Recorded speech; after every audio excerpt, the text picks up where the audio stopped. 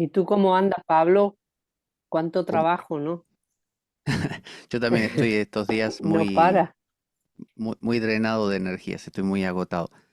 Pero sí, sí, pero bueno, ya, no paras, no paras, ¿no? No paras. sí, sí, muchas cosas. ¿Qué va a ser? Pero no se te nota nada, ¿eh? No, estoy estos días agotadísimo, eh, con mucho, muy bajo. Quizás le decía hoy a Antonio, quizás es que como tomo suplementos de vitaminas y otras cosas, quizá pesqué algún virus o algo y no me Ah, tira sí. a la cama, digamos, pero sí estoy destemplado y muy agotado físicamente, con poca energía. Pero Yo bueno, también empecé con la garganta así, con esos síntomas, ¿no? Es que hay muchos mm, virus en el ambiente. Aquí en mi bueno, casa también. como dicen, lo que no mata engorda. Gorda. Vamos a ver. Bueno, Eso no me hace gracia, ¿eh? Nietzsche decía, lo que no mata, fortalece, te Sí, claro. fortalece. Sí. Lo que no te mata, te fortalece. Pero bueno, el dicho popular es lo que no mata engorda. Bueno, aquí eso se decía mucho en la posguerra, me lo contaba mi tía, porque claro, aquí se trataba de engordar, no comían, estaban flacos, se enfermaban, se morían con cualquier cosa, pues, querían engordar, entonces todo era relativo a engordar para darse ánimos, ¿no? Sí. Hasta los dichos populares, Y ahora es todo al revés, todo el mundo quiere ahora al revés. adelgazar. Bueno, hoy aquí en la logopoiesis, que es no es una exposición como la paideia, sino que es una conversación, obviamente dejando espacio a que podamos desarrollar algunas cosas y interviniendo cada quien de maneras cortitas para también dejar a los compañeros. Em, Dentro del Bhagavad Gita hay esto que se llama el Ekas Loki y el Saptas Loki, ¿no? Son catalogaciones. Yo lo había comentado como cuando a Jesús se le pide que resuma toda la ley y él dice, bueno, en dos mandamientos, amarás a Dios por sobre todas las cosas y a tu prójimo como a ti mismo. Entonces, cuando el Bhagavad Gita se resume en un solo verso, ¿no? De los 18 capítulos y 700 versos que tiene, bueno, se elige uno. Y ese verso es este, ¿no? Donde quiera que estén Krishna, el señor del yoga, y Partha, el insigne arquero, allí estará la prosperidad, la victoria, la fortuna y el don de gobernar. Esa es mi convicción. Entonces, dice, donde quiera que estén Krishna, el señor del yoga, y Partha, el insigne arquero, está planteando la idea de que el Bhagavad Gita es un diálogo, no es un monólogo. Si nos fijamos, el Bhagavad Gita no es un libro expositivo meramente, sino que es un libro dialéctico donde Arjuna está preguntando, Krishna está respondiendo, sobre lo que responde Krishna, Arjuna vuelve a preguntar. Hay una intervención constante de Arjuna. Por lo tanto, estamos hablando de la idea de la pregunta, ¿no? La idea del inquirir, ¿no? Como decía Heidegger, la pregunta por el ser, escuchar una respuesta y volver a repreguntar. Porque Arjuna no es que todo lo que le diga a Krishna se lo queda como que sí, le replica, le dice, no, pero la mente no es tan fácil de controlar, ¿no? Como eso que dices tú, como diciendo, a mí no me funciona, ¿no? Dame otra forma. Por eso es que Krishna le ofrece, después del capítulo uno que es introductorio, a partir del 2 que es donde Arjuna se entrega a Krishna y lo toma como maestro, a partir de ahí son 17 capítulos, 17 maneras de acercarse a lo divino, y en el último, cierra todo Krishna diciéndole, bueno, ya te he expuesto todo esto, ahora reflexiónalo, medítalo y haz lo que quieras, le dice, ¿no? En ese nivel de apertura. Entonces, cada vez que en nuestra vida seamos capaces de dialogar con la existencia, ¿no?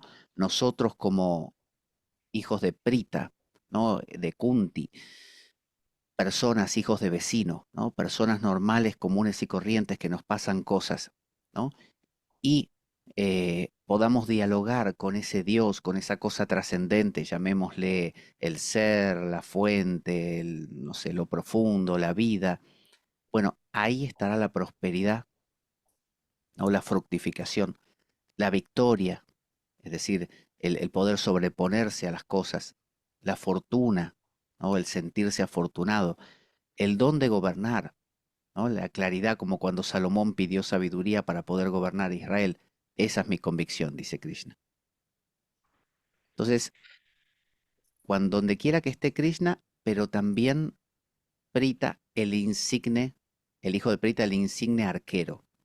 O sea, está diciendo que tiene que haber un tipo de persona muy particular. No la persona común, sino la persona que se hace la pregunta por el ser, que pregunta realmente. ¿Qué piensan de esto? A mí me, ahorita se me vino una imagen muy clara de una vez que en una logopoiesis nos hablaste sobre el escuchar.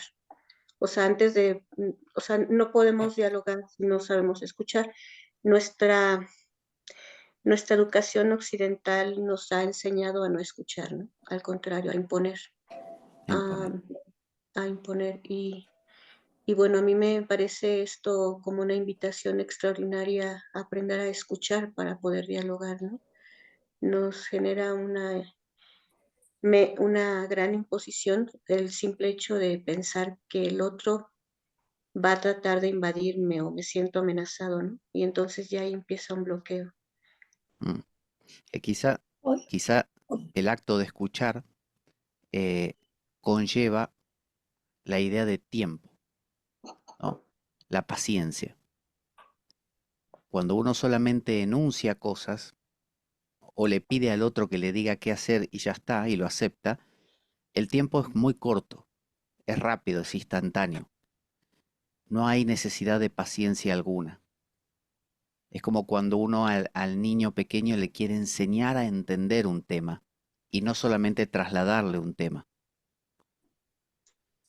La oye, palabra edu... Pablo, Sí, dime perdón. Luz. No, no, no, sigue tú. Perdón. No, Pensé que ya hiciste una pausa y dije ya no, pero ibas a terminar.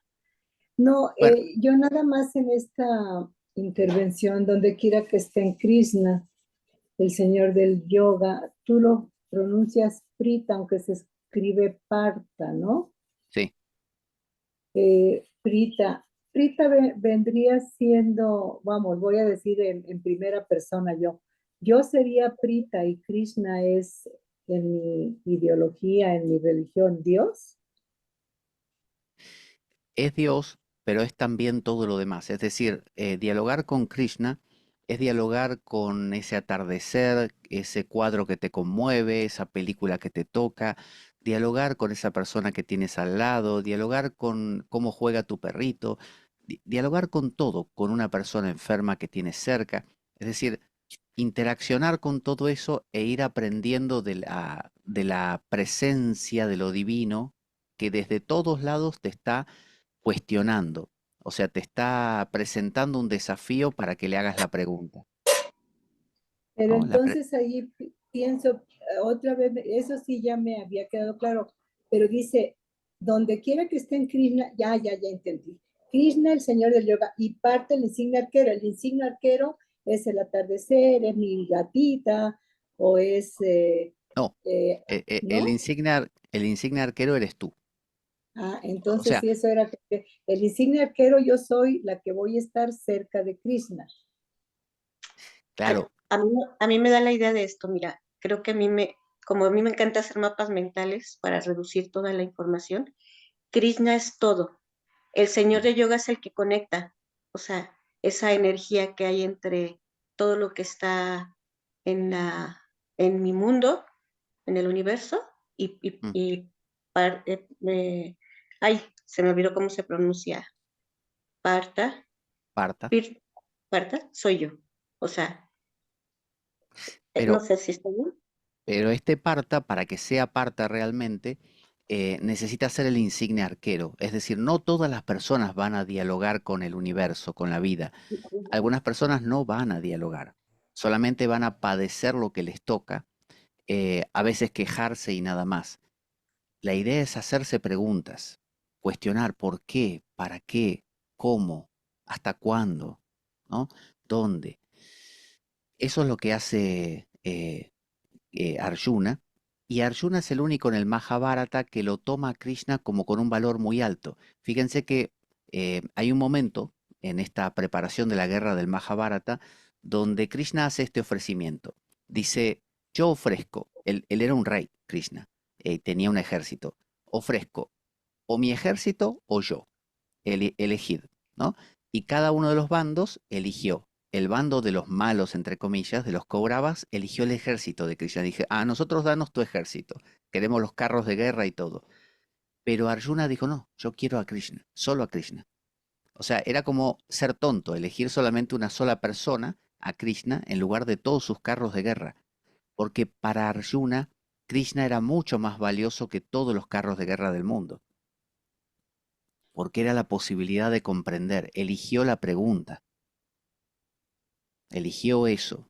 Cuando uno hace pregunta, ve a Krishna. Así como cuando se dice, cuando uno está preparado, el gurú aparece. El gurú está siempre. El gurú lo tienes en la pared de al lado de que tienes junto a ti, como en el monitor, como en la ventana. Eh, Ahí está Krishna. Lo que pasa es que si no haces la pregunta, no lo vas a ver.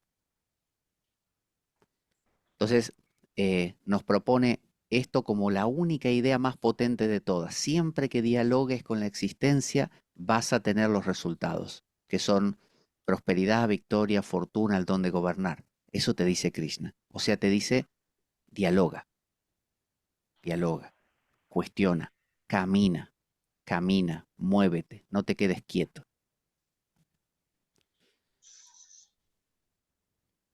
Arjuna era un arquero, además.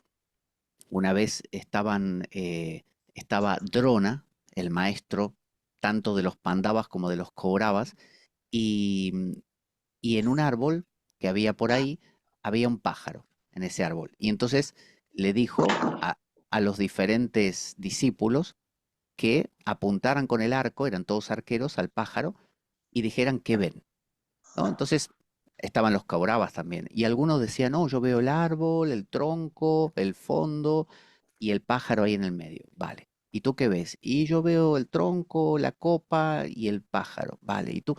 Y cuando le dijo a Arjuna, dijo, solo veo el ojo del pájaro. O sea, Arjuna tenía esa capacidad de centrarse en algo tan puntual, tan detallado y tan minucioso que los demás no eran capaces. Por eso es un arquero, el insigne arquero. Entonces, cuando tenemos la capacidad de ser incisivos, de ir hasta el final, de no distraernos, de concentrarnos, porque el que está distraído es el que se dispersa y no profundiza. Entonces, estar recogido es la cuestión, pero estar recogido duele, porque uno se está haciendo la verdadera pregunta. Estar distraído por lo menos te permite estar adormecido y uno está anestesiado. Entonces, no tendrá prosperidad, no tendrá victoria, ni fortuna, ni dónde gobernar, pero por lo menos no tiene problemas. Cambio, Partha va a tener luego una especie de sentido de vida, pero a la vez es más complejo. Nadie lo niega, es más complejo ser humano que perro. Claro. Entonces ahora viene el Gita. Gita significa canto, porque esto se canta para que te encante, ¿no? Como los salmos que se cantan. El Saptasloki. Ahora lo va a extender a 7 versos. Entonces dice, repitiendo el sagrado Om, símbolo de Brahman. Brahman significa lo trascendente, lo infinito. Es el Dios sin forma. Y medita en mí. Cuando deja su cuerpo, alcanza la meta suprema. Entonces, cuando deja su cuerpo, cuando muere. ¿Cuándo muere una persona? ¿Al final de su vida? Sí, pero también uno muere muchas veces. Si yo vengo llevando esta realidad y se acaba, porque me despiden del trabajo, muero. Renazco y quizá, no sé, pierdo una pareja, muero. Pierdo cambio de ciudad, muero. Entonces, cada vez que uno cambia, tiene la posibilidad de empezar de nuevo.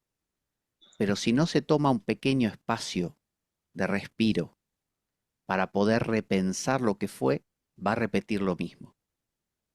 Un pueblo que no conoce su pasado está condenado a repetir los mismos errores.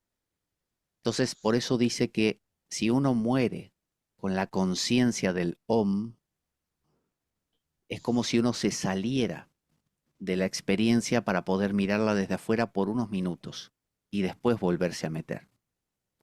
Muchas veces no hacemos esto. Vivimos de una manera tan acelerada que no reconocemos los huecos. Estos huecos en el cristianismo se conoce como el limbo. En el Islam se conoce como el barzaj. Y en el hinduismo como el antarbaba. El antarbaba es el espacio intermedio. Y en el budismo tibetano como el bardo, ¿no? El espacio intermedio. Ahí hay que meditar en el Om. ¿Por qué meditamos en el Om? El Om es esto, ¿no? Ahí está. ¿Qué es el Om? Sí. ¿Alguien iba a decir algo? Sí, pero no estoy segura si es una buena pregunta, pero Sí. me pregunto si en esos huecos, porque hay como, también lo incluye todo, está la recapitulación, ¿no? Mm, Me viene como eso de repetir el pasado por querer estar en el presente y de una manera medio que olvidar el pasado, ¿viste? mm. Eh, y bueno, pero es importante pensar en las cosas que pasaron anteriormente para darse cuenta qué es lo que es bueno y qué es lo que es no, no sé, algo así, ¿no? Porque Por supuesto. puedo ver eso de volver a repetir, ¿viste? La repetición se impone en forma mecánica, podría decirse, o por hábito, o eh, bueno, nada, parece que el presente contiene todo también, el futuro, el pasado y el presente. El futuro es como hacia dónde vamos, el pasado es lo que vivimos, el presente es lo que estamos haciendo ahora, en este instante, o percibiendo, observando. Me gusta mucho la idea de eso que decías, de que el espíritu tiene que tenerle paciencia a la mente. Mm, Eh, mm. Eso me resonó mucho, eso, porque a veces me peleo conmigo misma por, por, por ver mi propia limitación. Mira, Leticia, Eh, volviendo a lo que decías de recapitular, Dios crea del día 1 al día 6, ¿no? El día 6 crea al ser humano y después ¿qué hace? Descansa. Viene el Shabbat, el día 7, el Shabbat, el sábado. Para los cristianos es el domingo, que no se respeta, nadie descansa los domingos realmente, pero los judíos lo toman como que hay que descansar. Ese día de descanso es un día de recapitulación de todo lo que fue, para que cuando comience el día 8, que es el primero del siguiente ciclo, lo comiences diferente. Una vida claro, sin Shabbat, una vida sin Shabbat, y no es Shabbat solamente los sábados, es tener un momento en el día para parar, tener un momento en esta hora para parar, tener un momento en estos 10 minutos para parar, o sea, hacer Shabbats, pequeños Shabbats, ¿no? Pequeños respiros, ¿no? sí, Parar y ver. sí. Lo que veo es que en esos momentos parece como que vuelvo bastante al pasado, pero de una forma no consciente, es extraño. Trato de estar en el presente, de disfrutar. Ahora estoy al sol, digo, ¿dónde está Krishna? Dios está en todos lados, y me pongo a pensar, mucha mente, mucha mente. Exacto. Me parece, El Shabbat, por eso que el espíritu le tiene que tener paciencia a la mente. La mente la siento limitada, porque es Pablo, claro, como un diálogo. sí. ¿Quién decía? Eh, yo, pero, Pablo, Oye, pero la recapitulación, Ya, ahorita que estabas hablando, bueno, ya no vi la pantallita de quién eras, pero bueno. La recapitulación yo entiendo como es no de ahorita, sino un poquito ir para atrás como para, no sé si es análisis o algo, pero para llegar a donde estoy ahorita y lo que a lo mejor pienso que metí la pata o que no sé, pues ya ahora hago la recapitulación y cuando empiece el día, el número 8, ya voy a ir a lo mejor un poquito diferente. No sé si estoy entendiendo bien. Es así, pero le vamos a dar una vuelta más a eso. ¿Había alguien más que había hablado ahí? Así, Yo, Pablo, Ana, sí, Ana. mira, según yo, creo que también hay otro tipo de muerte, que es cuando después de la práctica espiritual continuada y con el deseo de cambiar y de encontrar la verdad y con una dirección, ¿no? Pues un día te das cuenta que algo que era muy característico tuyo, como enfadarte por lo que sea, ¿no? Por nimiedades, por supuesto, no por, sino enfadarte pues porque los niños, yo qué sé, en la iglesia corren, chillan y no sé qué, pues de pronto un día sientes que algo ha muerto en ti y empiezas a ver que esas pequeñas cosas no te molestan, o sea, las obvias, ¿no?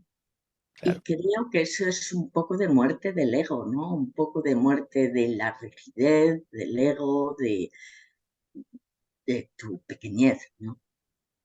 Esa es una muerte claramente también, una muerte así de trabajo interior o de iniciación.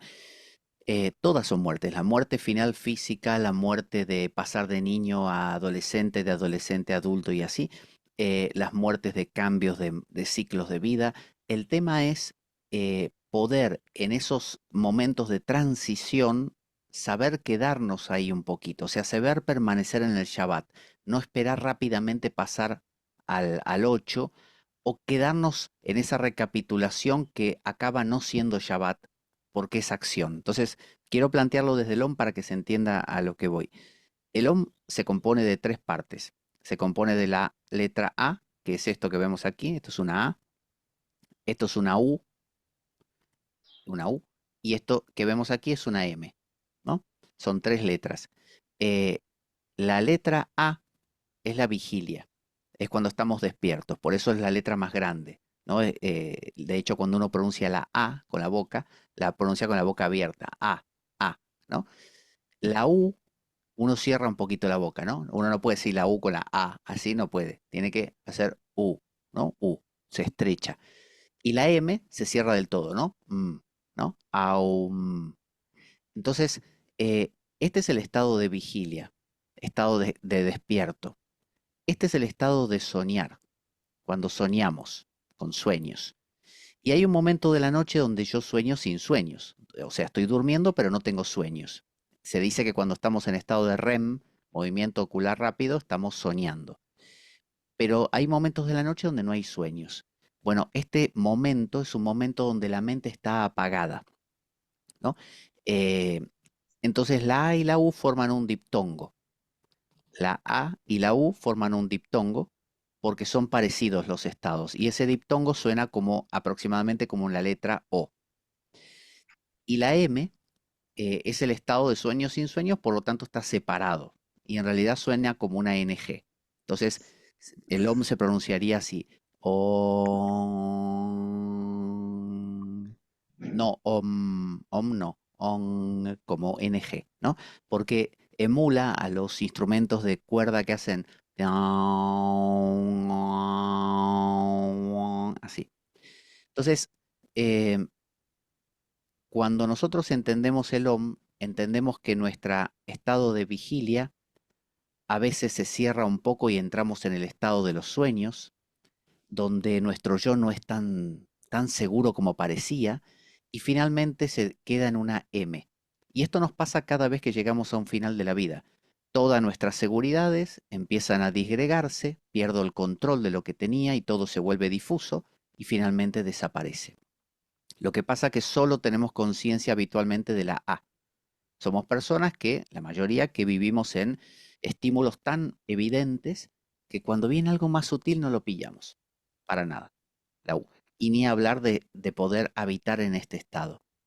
Entonces, si yo no logro mantenerme un poquito aquí, en la M, en ese estar apagado, en ese Shabbat verdadero, si yo creo que el Shabbat es esto, es hacer otras cosas, no, no es Shabbat eso. El Shabbat realmente es entrar a este estado de no hacer nada ni con la mente. Entonces desde ahí lo que logro es perspectiva, ver las cosas como son. Entonces cuando se habla de hacer un recuento de lo que hicimos, no es un análisis, porque eso sería de la A, un análisis escribo en un cuadrito y voy poniendo cosas, eso es de la A. De la U es entrar más en intuiciones, es pillarlo más por intuición, lo que se llamaría la inteligencia, leer entre líneas, y la M es quedarme callado y observar, como cuando observamos, no sé, a un niño jugando. Lo observamos así, sin pensar nada. Y hay ahí un aprendizaje, ¿no? Ahora, cuando uno termina de cantar el Om, los hindúes dicen que el Om tiene 3 patas, ¿no? 3 matras, estos 3, y una cuarta, un cuarto estado, que se conoce como el Turiya. Ese cuarto estado es el silencio que subyace a estos 3. Ese cuarto es cuando uno canta el Om, dice Om, y ahora tiene que respirar. Oh, bueno, ese silencio de fondo es como cuando uno escucha música barroca y detrás de toda la variación de violines y de, no sé, Primavera de Vivaldi, escucha de repente la nota re sonando de fondo, una especie de, hay unos violines o chelos que están haciendo y sobre eso es tan tan tan tan tararán, tararán, tan tan. Esto normalmente no lo pillamos. Eso es Dios, ¿no? Entonces, eh, pronunciar el Om en el momento de la muerte no significa que uno se esté muriendo y diga Om verbalmente. No, significa que uno medite en la idea de que detrás de todos los picos subyace el silencio, subyace Dios. Pero no un silencio como ausencia de ruido, un silencio rico, vivo, ¿no? Una nada que es todo a la vez. Entonces, si yo solo vivo en las A, voy a vivir en estos picos solamente, voy a entender esto nada más y no voy a poder pasar de ahí. Si ya me manejo en la U, perdón, en la U, así, bueno, quizá lo perciba cuando no haya tanto pico, ya pueda percibir que están pasando cosas. Hay gente que, por ejemplo, no sabe que tiene gripe hasta que no tiene 40 grados de fiebre. Eso es porque vive en la A. Necesita que la cosa sea extrema para poder darse cuenta. Hay gente que lo ataja antes. Se da cuenta de que cuando ya hay algunas cositas raras ya lo nota. Hay gente que no, no lo nota. No nota cuando se está por acabar un trabajo, no nota cuando se está por acabar una pareja, no nota nada. Quien vive en la U lo sabe detectar antes porque se hizo chiquito, pequeñito, se supo calmar, entrar a acercarse al Shabbat. Y quien vive en la M directamente pesca los valles, ¿no? Los valles aquí abajo. Ya desde aquí intuye cuando está por salir un pequeño pico, lo pesca, lo pilla, ¿no? Entonces aprender a estar en Shabbat no significa sentarse a meditar 2, 3 veces por día. Eso está bien. El tema es vivir en estado de Om, o sea, de esta conciencia que estamos hablando todo el día, ¿no?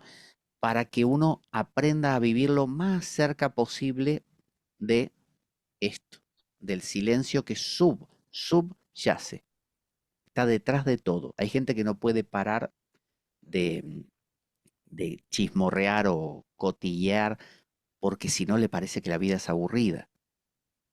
Entonces, cuando uno tiene esta conciencia y se acerca lo más posible a esto, percibe sus A desde otro lado y detecta cosas. Porque cuando vivimos solo en las A y ocurre una A, ya no la podés parar. Uno no puede pararla. Uno no puede parar una flecha que ya fue disparada, pero uno puede parar una flecha que todavía no fue disparada. Yo no puedo parar cuando tenga 40 de fiebre, quizás ya se me va de las manos, pero lo puedo parar cuando estoy empezando a notar algo raro. Puedo actuar sobre eso. Entonces, nuestro libre albedrío va en relación con esto. Cuanto más yo viva aquí arriba, menos libre albedrío tengo. Cuanto más yo viva aquí abajo, más sensible soy, más me doy cuenta de cosas más libre albedrío tengo, más libertad de cambiar las circunstancias. Por eso nos dice, repitiendo el sagrado Om, símbolo de Brahman, medita en mí, cuando deja su cuerpo alcanza la meta suprema. Entonces, si cambiamos el Om, por ejemplo, por el Logos, como dice el Evangelio de Juan, con el que vino al mundo y con él se hizo todo y sin él no se hizo nada, bueno, uno puede escuchar al Cristo, al Logos detrás de todo. ¿Lo puedes oír? Para oír, han visto que muchas veces uno para escuchar como que no respira. Hace, a ver, le dice, escucha el pajarito, a ver, y hasta quizá abre la boca, inclusive hace, como si ayudara, como si ayudara a escuchar. Eso es como que uno se encoge para no molestar. Cuando uno está muy ahí, qué ruido, qué pajarito, uno está muy en la A, ahí está en la A totalmente. Pero si uno sabe hacerse pequeñito, percibe todo. Por ejemplo, en el banquete de Platón, Sócrates, mientras que todos se alcoholizaban, él era el único que el alcohol no le hacía efecto. Él no se alcoholizaba. Él llegaba un poquito más tarde y se quedaba en la puerta, esperando. Él estaba siempre como mirando la cosa de fuera. Estaba en este estado de logos. Él veía el logos subyacente, con el cual todas las cosas, todas las A, fueron hechas, ¿no? Por eso la gente que ve un pajarito y ve solo un pajarito, ve una persona, ve solo una, vive en las A.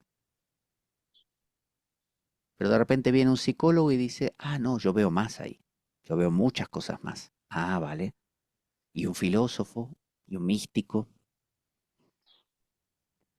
Pues ahí tenemos, repitiendo el sagrado Om, medita en mí cada vez que deja de ser lo que estaba haciendo para ser lo que va a ser en un rato. Soy lo que seré cuando deje de ser lo que estoy siendo. Ahí hay que meditar en el Om. O sea, siempre.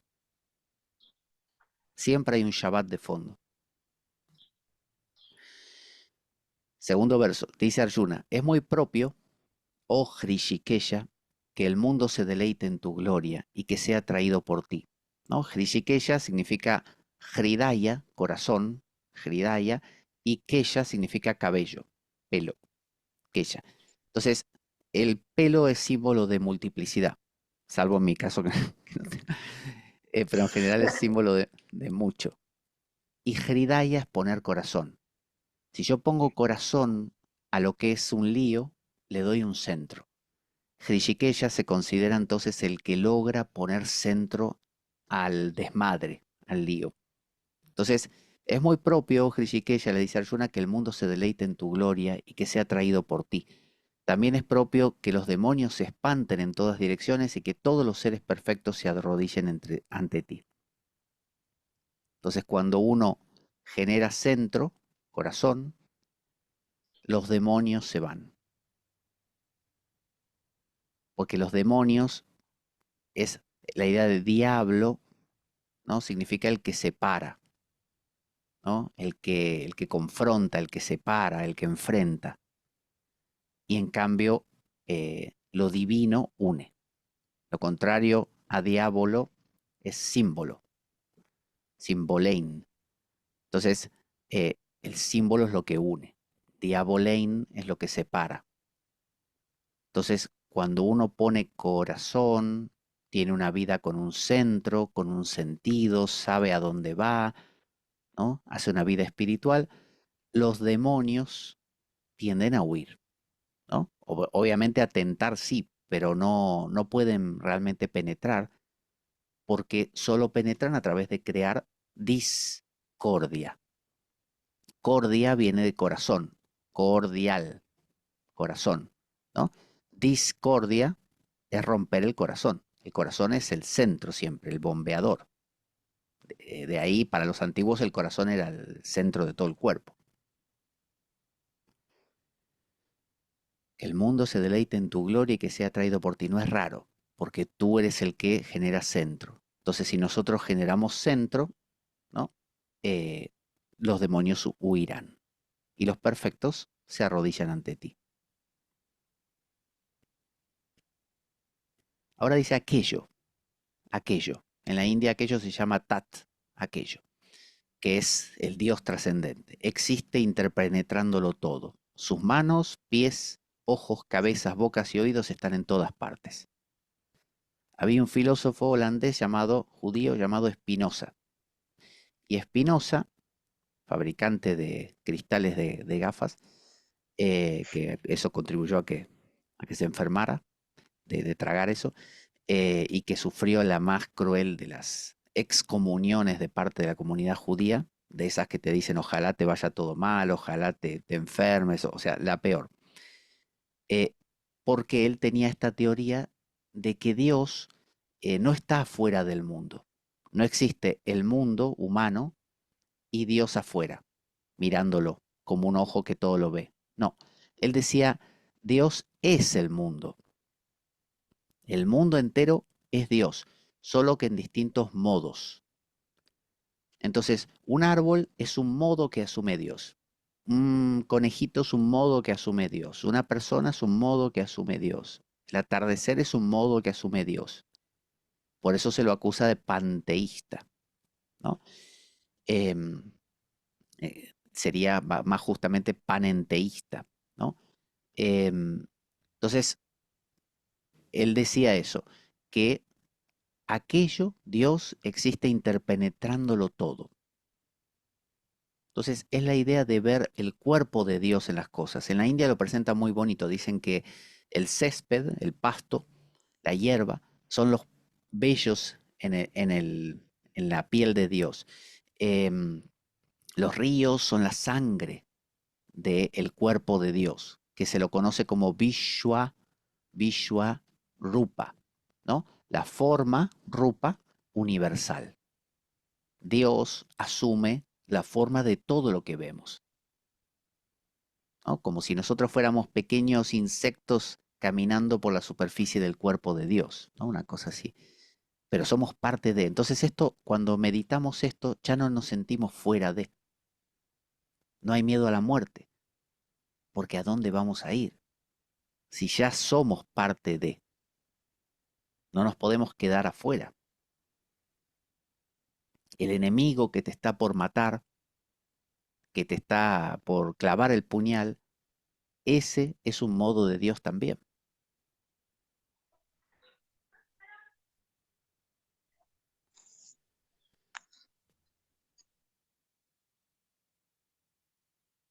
Entonces dice, aquel que en el momento de morir con la mente firme y llena de devoción, fija al prana, ¿no? El prana es la energía vital de un ser humano, ¿no? Lo que los judíos llaman el ruach, ¿no? El espíritu vital, ¿no? Lo que llamamos, se llama en latín el espíritu, ¿no?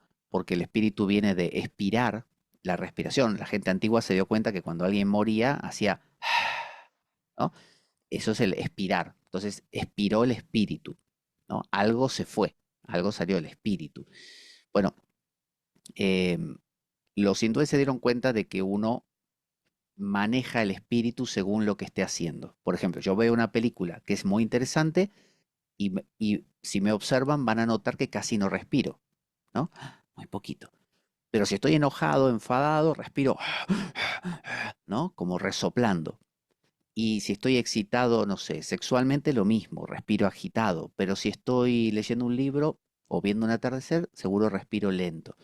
Entonces se dieron cuenta que el prana tiene mucho que ver con la agitación de la mente. De ahí viene que se busquen técnicas, como tiene, por ejemplo, en el cristianismo el esicasmo, para regular la respiración. Porque se dieron cuenta que cuanto más lenta la respiración, más tranquila la mente. Entonces dice, quien logra fijar este prana, entonces aquí hay un entrenamiento de lograr trabajar ese prana. Mucha gente, tú le dices algo feo y se pone así como enfadado, y le dices otra cosa y no tiene ningún control. No sabe dejar pasar cosas.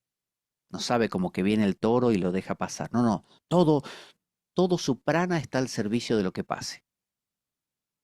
Entonces, tener la capacidad con una mente firme y llena de devoción, porque el prana no va a donde uno, ya lo decía Jesús, donde esté tu tesoro, ahí está tu corazón, ¿no? Es decir, si yo te digo ama a Dios y no te importa nada, tu prana no va ahí, va a ir a cualquier otra cosa, te vas a quedar mirando una mosca que pasó, ¿no? Entonces, para poder realmente fijar el prana, fijar la atención, uno tiene que tener una mente trabajada y devoción, o sea, interés. Y la devoción, así como el amor, se genera con la repetición, ¿no? Ya lo dice, creo que es San Pedro, que dice, la fe proviene del oír, y del oír la palabra, ¿no? La escritura. Entonces, cuando uno oye la escritura muchas veces, se despierta la fe. ¿Por qué? Porque uno se expone a eso. El que fija el prana en el entrecejo por el poder yógico. ¿Por qué el entrecejo? Bueno, nosotros tenemos un ojo, el otro ojo, y los hindúes ponen un tercer ojo aquí. Entonces, es como si dijéramos que estos dos son los ojos del tiempo, ¿no? El ojo del pasado, el ojo del futuro, ¿no? Entonces, es como si uno pudiera mirar, ay, sí, lo que va a suceder la semana que viene, que me voy de vacaciones, o el pasado, no, me encantó cuando no sé qué. Uno vive en eso, ¿no? Entonces le dicen, fulanito, ay, no, sí, que es una buena persona porque tenemos unos planes buenísimos para hacer, o no, me hizo mal cuando aquella vez. Mirar con este ojo es mirar fuera del tiempo, con el ojo de la eternidad. Es ir a la M del OM o al cuarto estado, el que está más allá de los tres. Es ir al logos, de nuevo. Entonces, poder fijar el prana en el entrecejo es un acto de voluntad. Nos encanta engancharnos con el futuro y el pasado, porque nos da una sensación, como solo conocemos ser, no sé, Pablo, Pablo, ¿dónde existe? Acá, en el tiempo, ¿no? Soy un ente en el tiempo. Por eso Heidegger decía ser y tiempo. Pero la pregunta por el ser es esto. La pregunta por el ser es, ¿no hay algo más? O sea, ¿solo hay Pablo?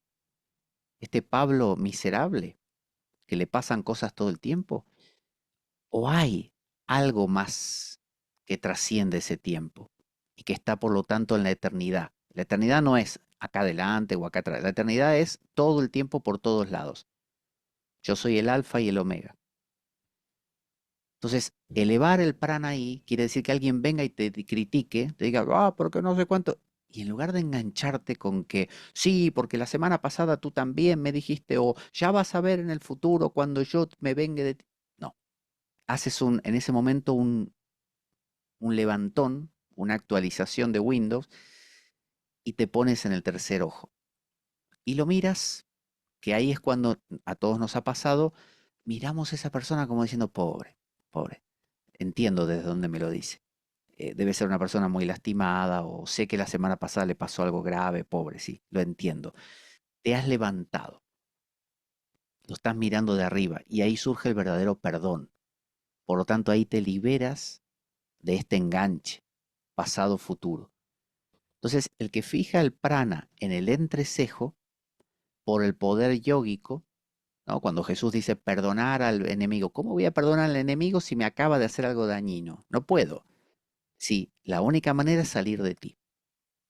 Si yo lo miro como Pablo, claro, me acaba de lastimar a mí. ¿Cómo lo voy a perdonar? No lo puedo perdonar. Todo mi ser me dice no lo perdones. Pero si yo lo miro desde arriba, me salgo de mí y digo, ah, ahora lo veo más claro, pobre, sí. Y me veo a mí mismo inclusive.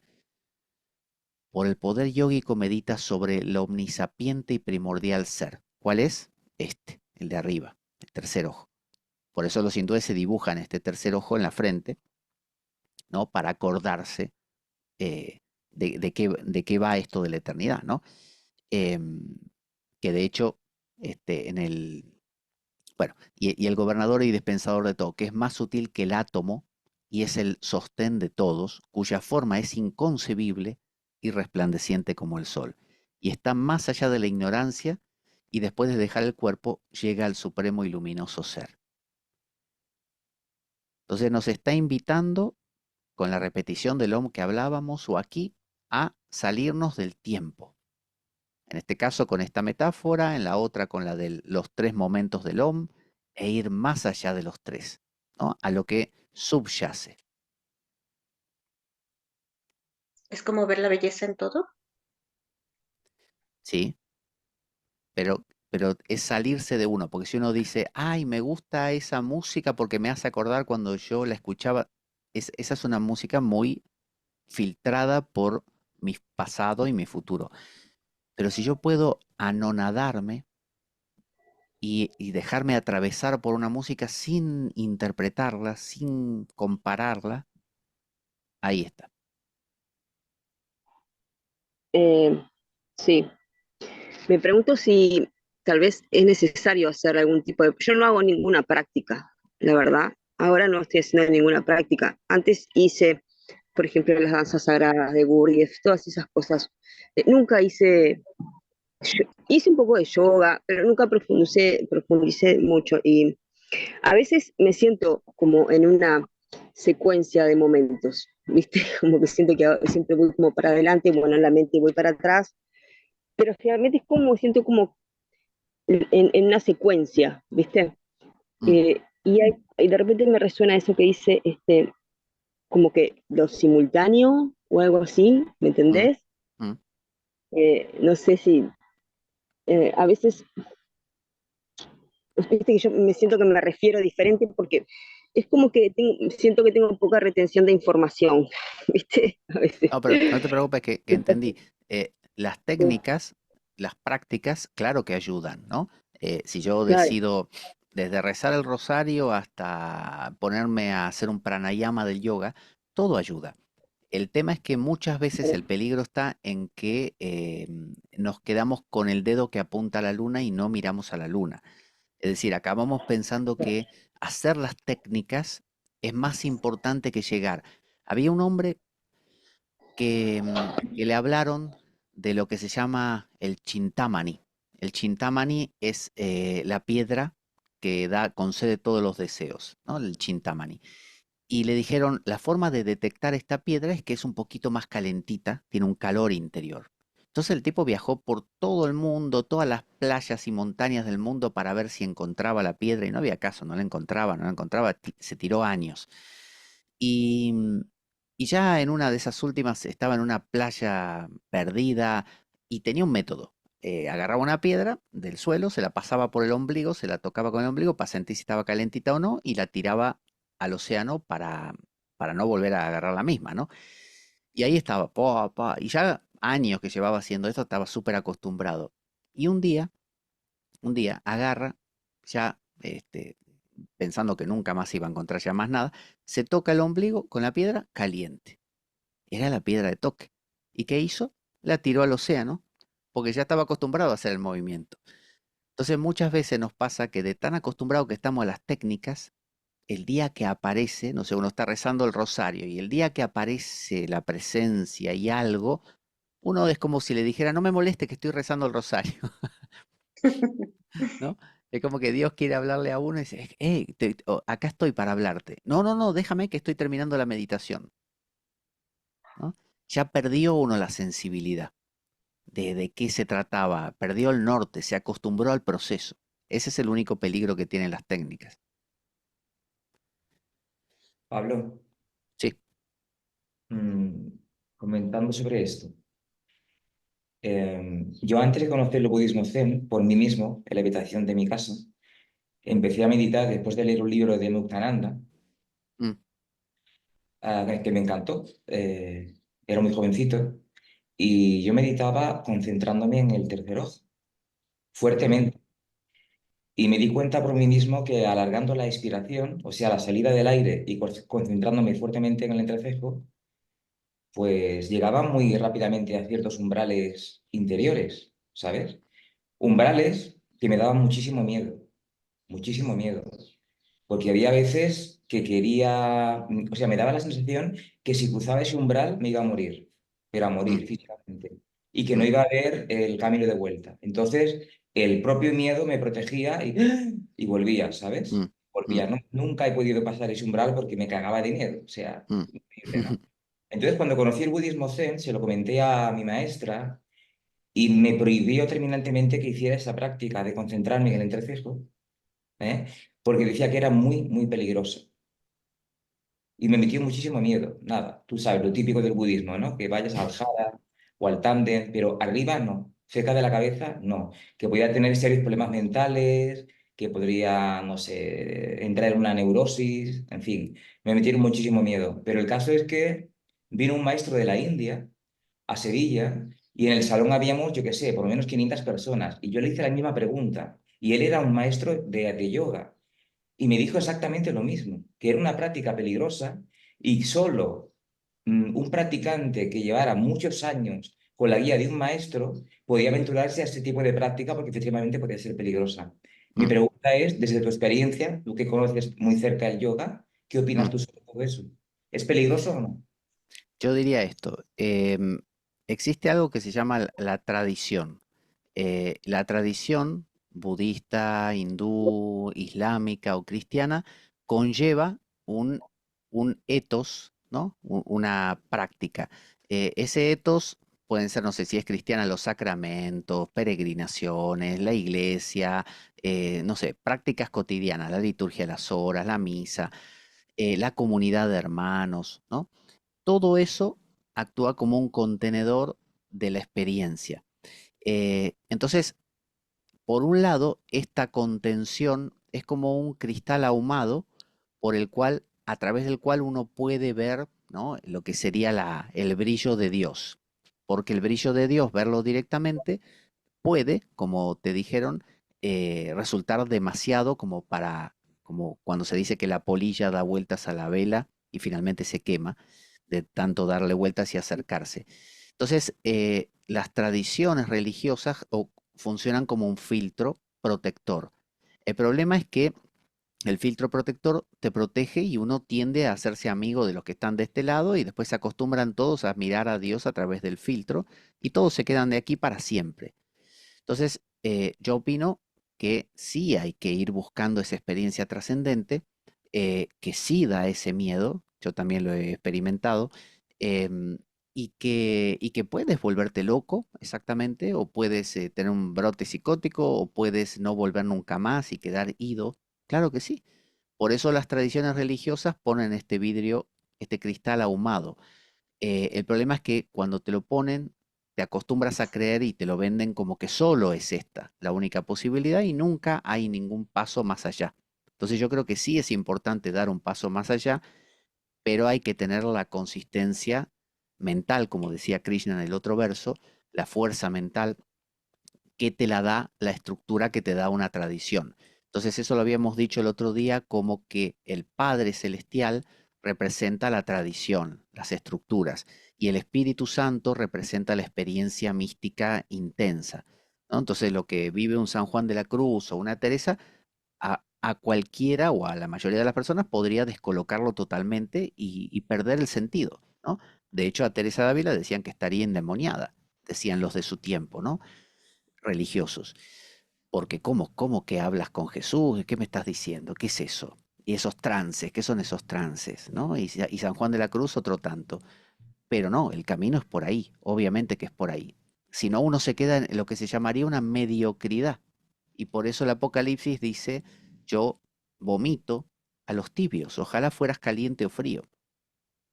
Entonces, respondiendo a tu pregunta, me parece muy importante trascender eso y llegar a ese tercer ojo y animarse a esos límites, porque de eso se trata la aventura de conocer a Dios. Jugársela, ser realmente arriesgado, ¿no? El que no niega padre y madre no es digno de seguirme. Bueno, ¿cuál es el padre y madre? La tradición. Si San Juan de la Cruz hubiera quedado con, no, no, los carmelitas tal como son, nunca hubiera hecho la reforma, por ejemplo, y tantos otros místicos. Y eso lo vimos en el camino del héroe, ¿eh? Claro, claro, sí, sí. Es tonto no tener una tradición y lanzarse de cabeza a una experiencia así sin nada que explique lo que está pasando. Bueno, ahí sí uno podría perder muy fácil el sentido. Pero con una tradición de fondo es diferente. Ahora, no es quedarse en la tradición para siempre y decir, no, todos somos iguales, hacemos todo lo que... No, no, porque el Espíritu Santo es así, es a cada uno distinto. Es una experiencia nueva. La invitación es Pentecostés, a cada uno le baja una llamita diferente. Pero Pablo, aparte de la tradición, si tú no tienes una ecuanimidad emocional, ¿no crees que cruzar ese umbral puede ser muy peligroso?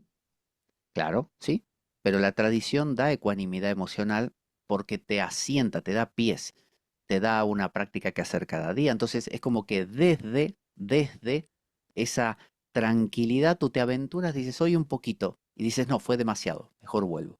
Y vuelves a la tranquilidad un tiempo, vuelves a probar. ¿Ves? Es como decir, emprendes tu vida independiente desde la casa de tus padres. Bueno, emprendes un poquito, te va mal, sabes que vuelves, ¿viste? Pero si no tienes casa de tus padres, es un estrés que te puede lastimar.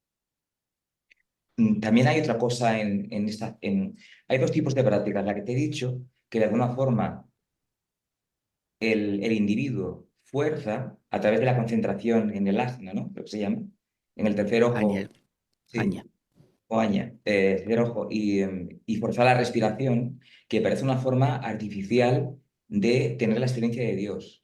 Y hay otra forma que pienso que es más sana, que es en una actitud más receptiva, y como decía Jesús, como ladrón en la noche, o sea, cuando no te lo esperas, Mm.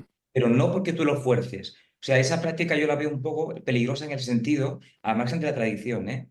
Es como querer manipular un árbol para que los frutos maduren antes de tiempo, ¿sabes? Ujú, mm. Entonces, justamente creo que lo que en el budismo se enseña, por ejemplo, es no fuerces nada, no fuerces nada. O sea, la experiencia llegará cuando tenga que llegar y tú no tienes que forzarla, ¿eh? O como me dijo un maestro dominico, ¿no? No tienes que buscar a Dios, tienes que dejarte encontrar por Él, que es muy distinto. Son dos opciones de meditar completamente contradictorias. Sí, son diferentes. Por ejemplo, lo que decíamos del esicasmo, la esiquía, ¿no? Esiquía, se escribe esiquía, así. Significa la paz interior. De ahí vienen los esicastas del monte Athos en Grecia, por ejemplo, la iglesia ortodoxa griega. Bueno, ellos proponen que el practicante, el cristiano monje, tiene que hundir su cabeza, está sentado así, hundir su cabeza en su pecho, o sea, inhalar el aire meditando en Señor Jesucristo, Hijo de Dios, y meterlo en el corazón, meter en el corazón esas palabras para que trabajen ahí y retener el aliento hasta que duela, dice, hasta que se sienta un calor y un dolorcito en el pecho, y con la barbilla, con la barba, dicen ellos, apretada ahí, ¿no? Que es parecido a la India cuando hacen la inhalación y cierran la barbilla con el Shalandara Banda. Eh, y luego exhalar el aire con ten piedad de mí, pecador, ¿no? Obviamente lo dicen en griego, Christe eleison, Kyrie eleison. Entonces, esta práctica, muchos dicen, la desaconsejan, dicen, no, no, no, es una práctica extrema, te puede llevar a tener problemas cardíacos, Claro que sí, sí, es verdad. Lo que pasa que en la India esto se conoce como el Raja Yoga, el yoga real del rey, Raja, que implica todo este tipo de prácticas. El Hatha Yoga es un hijo del Raja Yoga, por ejemplo, que es más físico todavía, pero no es para todos. Por eso existe el Bhakti Yoga, el yoga de la devoción, ¿no? Que es el del amor, o existe el Jnana Yoga, el de la sabiduría, que es simplemente eso que hablábamos de concentrarse en el Om y verlo todo desde esa trascendencia.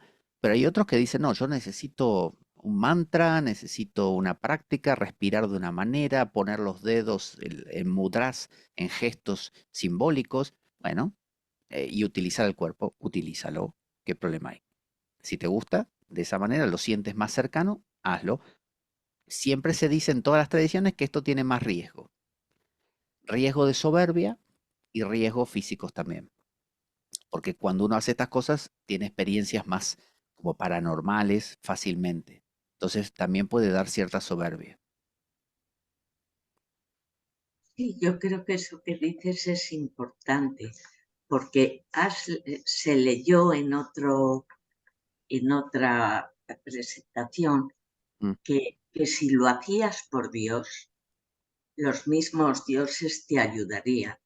La diferencia está también quizás en que tú lo haces por ti mismo, por tener experiencias, por llegar a, y no hay pureza de corazón de por encontrar a Dios.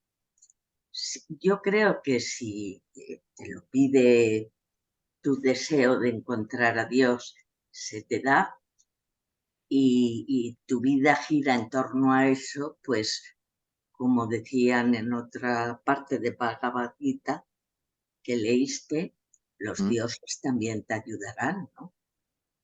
Claro, por eso, Ana, imagínate un esicasta, ¿no? Del monte Athos. Ese hombre no es un señor cualquiera que se puso a hacer estas respiraciones y esos mantras. Eso hacemos nosotros aquí. Somos gente que no hacemos nada, de repente, vamos a hablar así en general, no hacemos nada, y de repente nos enteramos, uy, ¿no viste el documental ese del monte? Uy, qué interesante, me voy a poner a hacer. Y uno pone un icono y se empieza a respirar de esa manera. Eh, pero claro, si no tienes la tradición del Monte Athos, que es la tradición de tener un chotki con el cual vas repitiendo la oración durante el día, asistes a los sacramentos y a los rituales que tienen ellos cada día, llevas una lectura bíblica, o sea, todo eso es lo que evita que caigas en esta soberbia y en este orgullo. El mal que tenemos en Occidente es que nos hemos secularizado. Entonces, ya no somos religiosos, aunque seamos cristianos, no somos religiosos, somos personas que trabajan para ganar dinero y nada más. Entonces, un día nos enteramos que hay, uy, mira, la meditación, qué interesante, te da paz mental, lo voy a hacer. Y uno lo hace como si fuera una técnica, desprovista de todo lo demás. Entonces, no es bueno ser un meditador, es bueno ser un ser espiritual o religioso que además medita. O sea, Lo veo, sí, sí, sí. un cristiano que solo hace, no sé, se sienta a hacer contemplación o meditación, o solo reza el rosario, suelto, así suelto, no.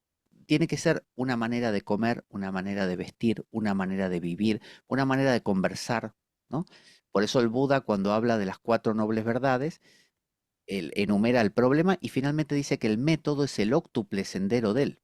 Y el óctuple sendero consiste en un recto o correcto todo. Correcto, correcto meditar, correcto caminar, correcto pensar, correcto todo. O sea, una manera de vivir entera.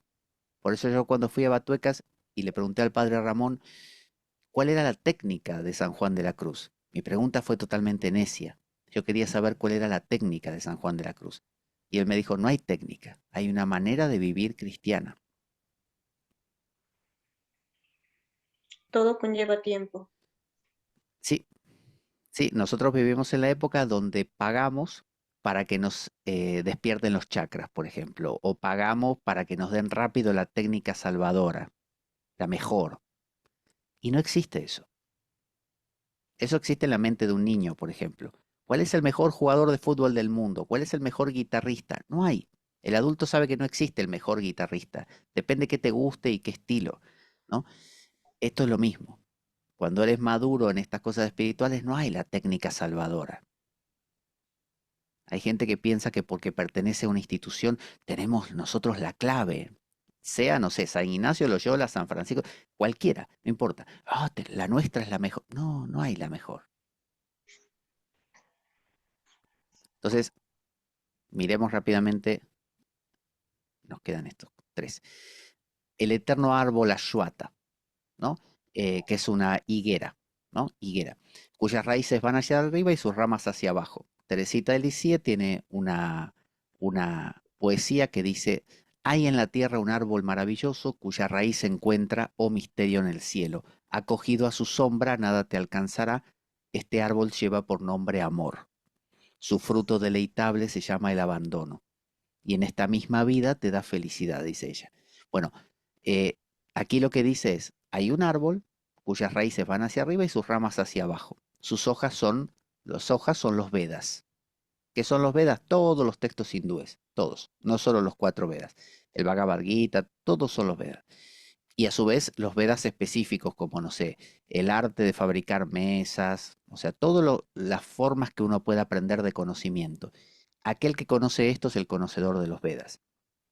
¿Qué quiere decir? Que el que dice, este es lo mejor, no, esto es lo mejor, el Islam, no, es el cristianismo, no, el budismo mahayana, no se da cuenta de que todo pertenece a la misma raíz. Entonces, dice Ramakrishna que dos ladrones que se cruzan por el camino, sin dirigirse la palabra, se reconocen.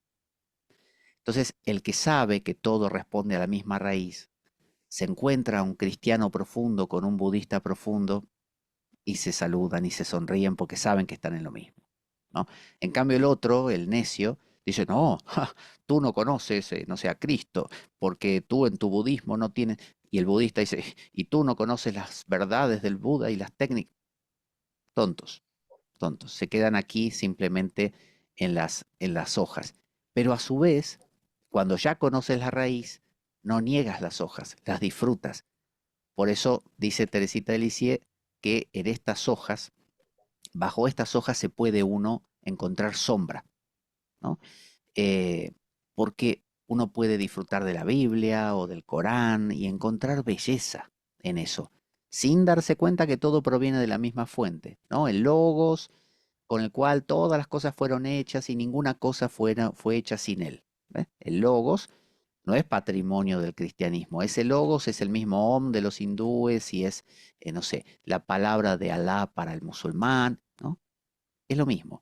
Entonces, cuando uno aprende eso, en todo ve a lo divino.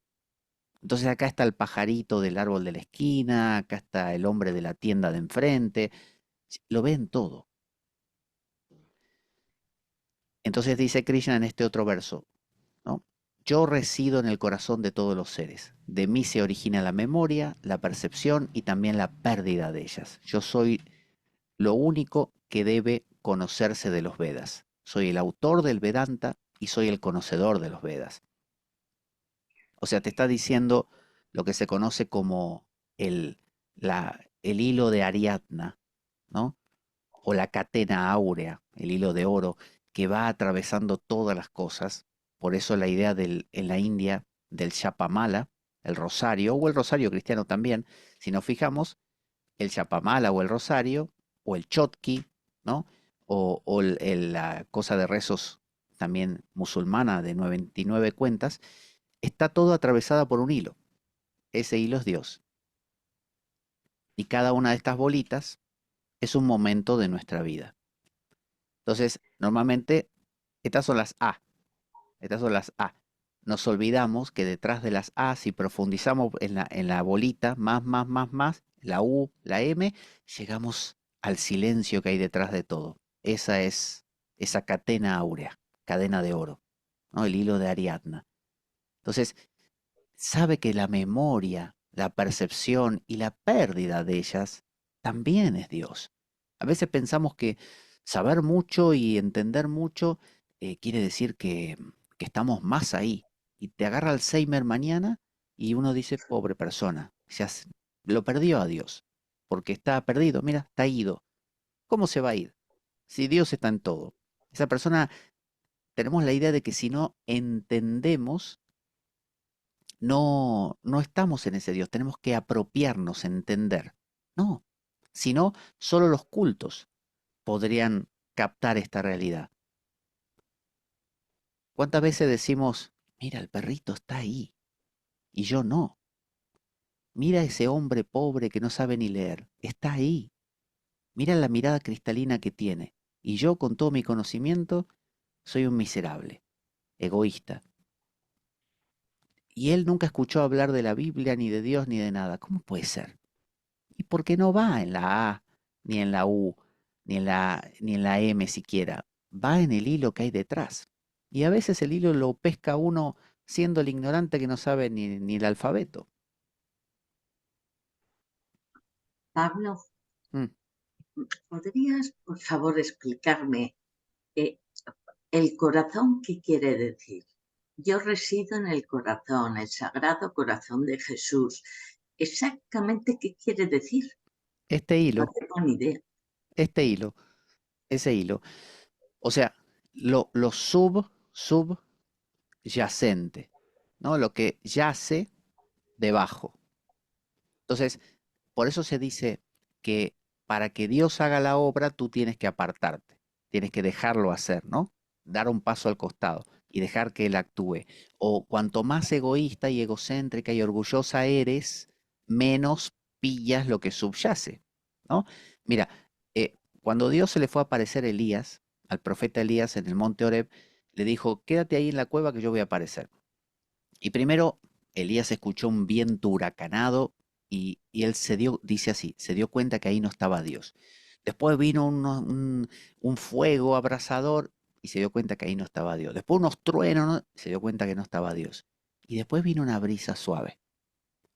Y ahí Elías dijo, ahí está Dios. Y se asomó y se dejó acariciar. Entonces fíjate, normalmente pensamos que Dios está en el ruido, está en el mucho saber, en las grandes cosas, en las citas de la Biblia de memoria. No está ahí. Ya lo sabemos. Vemos mucha gente que sabe de todo. No está ahí. Oh, mira cómo yo hago estas técnicas de meditación. No está ahí. ¿Y dónde está? Y está en esa simpleza de la persona que sabe conmoverse por el prójimo, sabe tener empatía. ¿Dónde está la clave? En ama a Dios por sobre todas las cosas y a tu prójimo como a ti mismo. Está ahí. Si no, Jesús hubiera dicho, no, la clave está en aprenderse la Biblia de memoria o ser el mejor. No, no dijo eso. Entonces, ahí está el corazón. El sagrado corazón de Jesús es este hilo que va por debajo de todo. Cada vez que le damos importancia a estas cosas, ay, no sabes lo que me está pasando, Dios te dice, te estás perdiendo lo importante, que soy yo, que estoy detrás de, deja esa cacofonía, suelta todo ese palabrerío. Y en este último dice, soy la muerte, ¿no? Destructora de todo, soy la prosperidad de los futuros ricos y entre las cualidades femeninas, soy la fama, la abundancia y la belleza, la clara dicción, la memoria, la inteligencia, la fortaleza y la clemencia. En este capítulo 9 y en el 10, Krishna cuenta enumera un montón de formas en las que él es. Por ejemplo, de entre los juegos de dados, yo soy tal juego y soy el mejor de los tramposos. Entonces nos presenta un concepto de Dios que es el de Bhagavan, Bhagavan, ¿no? Bhaga tiene que ver con el órgano reproductivo femenino. Por lo tanto, nos habla de algo que es totalmente abarcativo. Entonces, ¿qué es Dios? ¿Solo lo bueno? No, es todo. Dios es el más tramposo, es el más malo, pero también es el más bueno, es el más inteligente, es el más tonto, es el más todo. Entonces te está diciendo, yo soy tanto la muerte como la prosperidad de los ricos, como la fama, la abundancia, la belleza, el hablar bien, la memoria, la inteligencia. O sea, si no me ves en todo, te faltan ojos, ¿no? El que quiera oír, el que pueda oír, que oiga, que tenga oídos para oír, que oiga, decía Jesús, ¿no? Entonces, concebir a Dios como Bhagavan hace que lo veas en todas las cosas y no solo en las cosas que concuerdan con tu religión o con las cosas bonitas, placenteras. No, puede estar Dios en una enfermedad, puede estar Dios en una tristeza muy grande, en un terremoto. Por eso dice soy la muerte, que es algo que a nosotros nos cuesta. Si nos ponemos a pensar, los monjes medievales solían tener, yo no sé dibujarlo bien, pero bueno, una calavera con ellos. Normalmente de los osarios de sus compañeros, ¿no? Tenían una calavera que les llevaban consigo. ¿Para qué? Para acordarse del memento mori, ¿no? Todo va a morir, recuerda que va a morir. Memento mori. Entonces, la muerte. Hoy en día nosotros no queremos saber nada con esto, no nos gusta. Hasta los Cristos crucificados, así medios como lastimosos, no nos gustan. Queremos ver el Cristo triunfal, así, Sagrado Corazón, más simpático, ¿no? Pero hay que conectar también con eso, si no, ¿qué va a pasar cuando nos pase algo feo? No lo vamos a poder sincronizar a Dios ahí. A ver si queda uno. No. Entonces, hemos visto el Ekas Loki, que era la propuesta es siempre hacer este diálogo. Cuando hagamos este diálogo constantemente interaccionando con la vida, aprendiendo a cada momento sin parar, estamos en el mensaje esencial del Bhagavad Gita. Y si lo queremos ver en 7 versos, son estos que hemos recorrido, que pertenecen a distintos capítulos, ¿no? Acá tenemos capítulo 11, capítulo 13, capítulo aquí 15, 9. por ahí alguno más que me pase. 8.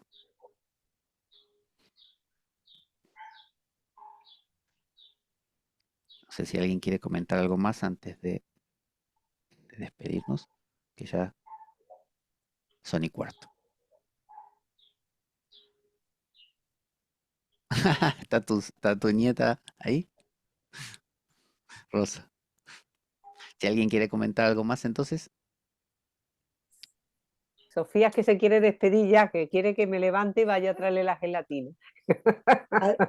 ahí te da la gelatina a la abuela. Sofía. Adiós, Sofía. Bueno, menudo nombre tienes ahí, Sofía, ¿eh? Sofía.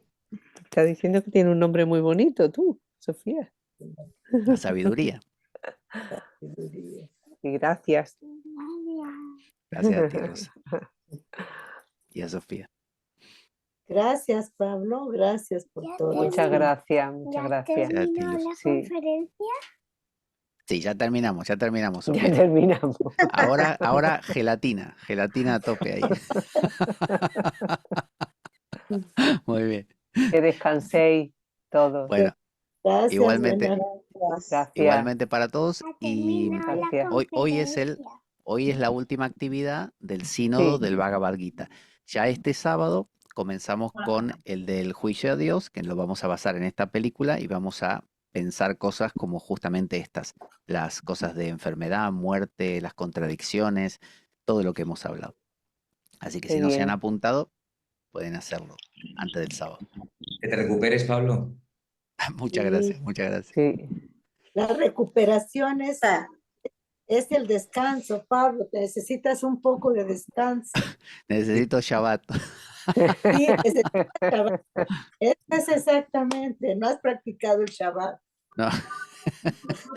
Me parece que sí. Sí, bueno. Buen día para todos. Buena noche Gozo y para paz. Buenas noches. Gozo y Y hasta paz. el José sábado. Paz. Buenas noches. Adiós. Hasta luego, Luz, Adiós. también, que saludas ahí por escrito. Gracias. Sí, claro. Adiós. Hasta luego a Adiós. todos. Adiós. Pablo, Adiós. también.